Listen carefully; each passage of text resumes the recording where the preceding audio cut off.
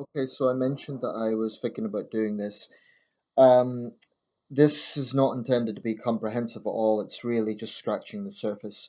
So any, film students out there who are going to get annoyed and say, "Oh, you've ignored this or you've ignored that," I'm literally just scratching the surface here. So please bear that in mind. So I want to compare two well-known films about D-Day. It seems topical. We've just had the 75th anniversary, so it seems a topical subject, and it seems a good time to talk about this. And the two films I'm going to be comparing is The Longest Day of 1962 and Saving Private Ryan of 1998. Both well-known films. Um, to be fair, I've probably seen Saving Private Ryan more. I actually have The Longest Day. I don't have Saving Private Ryan. I used to have a VHS copy. I don't know where it's gone. I recently bought The Longest Day. It was part of an offer of classic films. I've watched it about two times now. Um, so to be fair, I'm probably more familiar with Saving Private Ryan. I've seen it more times. Overall, I give the edge to Saving Private Ryan, and this is why. Um, Simply put, I think The Longest Day is a little overrated. And one glaring criticism I would make of The Longest Day is it almost totally omits a significant Canadian role on D-Day. I mean, actually, there was 15 nations, I understand, involved in the operation, but the three big Allied powers that were storming the beaches were, of course, the United States, the United Kingdom, and Canada. In fact, the Canadians had an entire beach sector, Juno Beach. I believe there's a Canadian film called Storming Juno, which I came across in one of the comments of another video analysing The Longest Day. I think that was a mistake to totally admit the Canadian role. The film looks at the American and British roles a lot, but and the German roles for that matter, but and the French roles, but just seems to totally omit the Canadian role.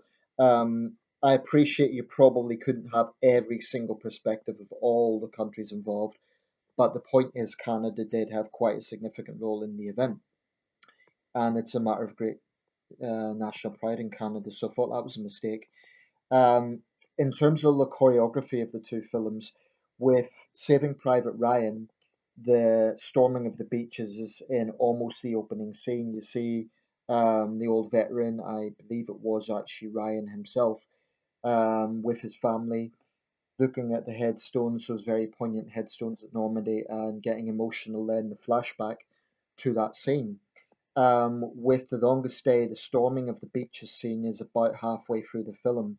I should say, by the way, spoilers if anyone hasn't seen any film, either film. Um, I think The Longest Day probably has the edge in terms of detail, in terms of the the details of the operation itself, the backstory.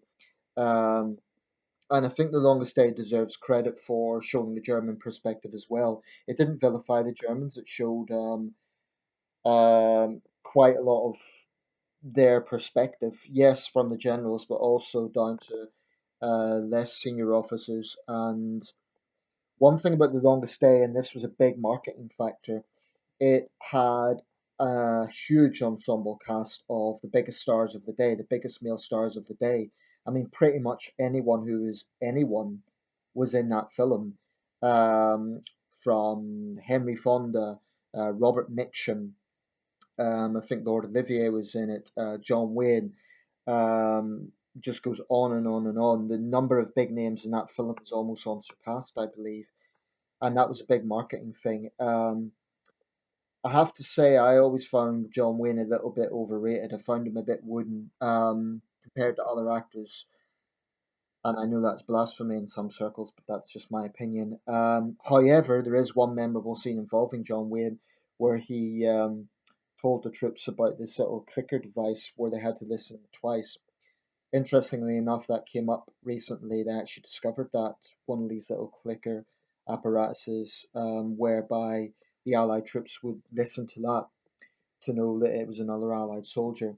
And in the film, there's quite a poignant scene where one of the troops hears that and he mistakes it for the little clicker device. It's actually a German soldier's rifle butt clicking rifle. Um, clicking. The film weighs quite a lot. The film spends quite a lot of time on the operations before the actual beach landings, which is a side of the Normandy campaign which is sometimes overlooked. I mean, when we think of the Normandy campaign, when we think of Operation Overlord, we tend to only think of the beach landings, but there was a lot more to it than that. The fighting at Pegasus Bridge and the other operations around that. Saving Private Ryan focuses on that opening beach scene, which I'll come to in a minute, but it also focuses a lot on the intense fighting around the city of Caen and a lot around that. That opening scene in Saving Private Ryan, I think it's fair to say, is one of the most famous among any war films ever made. I mean, it's almost unmatched in intensity. It doesn't gloss over anything in terms of the bloody gore and what these often very young men were facing. I think that was a very powerful scene. Um, just showing, the men throwing up. It showed the fear. It didn't gloss anything over. I felt The Longest Day was a little bit more Hollywood-esque in the sense that you see the beach landings, but you don't really see, at least not with the landing segment of the film, the same sort of intensity as Saving Private Ryan did. So I think Saving Private Ryan would have to trump The Longest Day for that particular part of the campaign, like its coverage of that particular part of the campaign. Perhaps The Longest Day was better in terms of covering the whole overall aspect of the campaign. Um, but I saw an interview with a Normandy veteran who was at the 75th anniversary, and he said Saving Private Ryan was just like that. He said the film got it spot on, so that's significant. I mean, just the whole thing, Tom Hanks' character, I'll see you on the beaches, and just the way it was done with the veteran looking back and getting emotional. I thought that was very powerful. Um, Maybe I'm biased because of my generation, but overall, I just found Saving Private Ryan more moving. Now, my big critique of Saving Private Ryan is actually the story, and this is a critique that's been made by a number of people. I'm not sure, I can't remember if it is based on a true story or not, but it just seems a slightly implausible scenario that a group of soldiers would risk their life for one specific soldier. And the obvious question is, why him? What makes this guy special? And the character himself says, "You guys have come all this way. It's not right that you died for me." And it just seems a bit of a strange storyline. Um, I don't know if that quite works. And it was, I know, one of the main critiques of the film. The film done pretty well in the box office, but that was the actual backstory just felt a bit why? I mean, why 156,000 Allied troops? Why is this one particular private so important? Um, so I think that backstory was a little bit flawed. It may well be based on a true story, but is it the best material to work with? I'm not sure it is. Nevertheless, the film done very well. So did The Longest Day. Maybe I need to see The Longest Day a few more times. Like I say, I've seen it twice, but maybe I need to see it a few more times to really appreciate it, and my perspective might change. The decision to make it in black and white was also interesting. Bear in mind, this is 1962. This is well into the era of colorized films, so that was an unusual decision. It wasn't totally isolated. I mean, A Night to Remember 1957 was made in black and white. There were other later films, Raging Bull was in black and white. Sometimes that works. I've mixed feelings about The Longest Day, whether that was the right decision or not. I often wonder what would that look like in color, and the copy I have, the cover actually shows it colorized, shows John Wayne and the others with the green uniforms, and I often wonder what would that be like colorized. I think some films work in black and white, others I'm not sure about.